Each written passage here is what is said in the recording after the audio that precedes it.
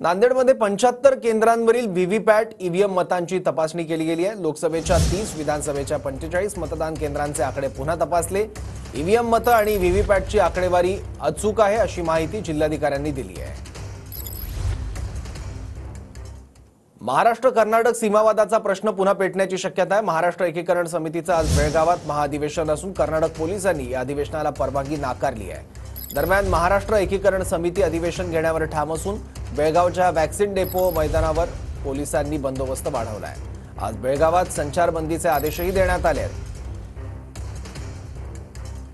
कर्नाटकमध्ये काँग्रेसचं सरकार आहे आणि काँग्रेसची पहिल्या दिवसापासूनची रणनीती अशी आहे की सीमा भागाचा प्रश्न हा सुटता कामा नये आणि त्या भूमिका कायमस्वरूपी स्वतःबरोबर ठेवून कर्नाटकमधलं सरकार, काँग्रेसचं सरकार हे काम करतं।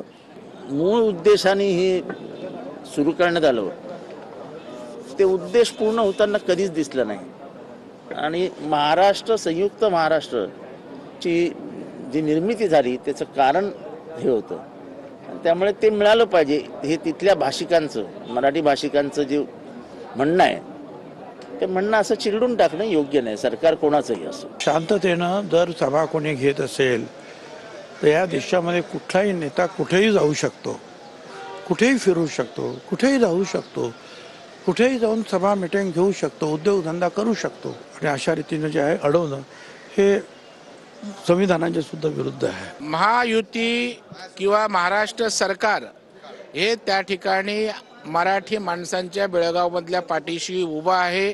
काल होतं, आज आहे आणि उद्याही राहील। अशा प्रकारच्या गोष्टींची राज्याचे मुख्यमंत्री दखल घेतील आणि योग्य तो मार्ग काढतील।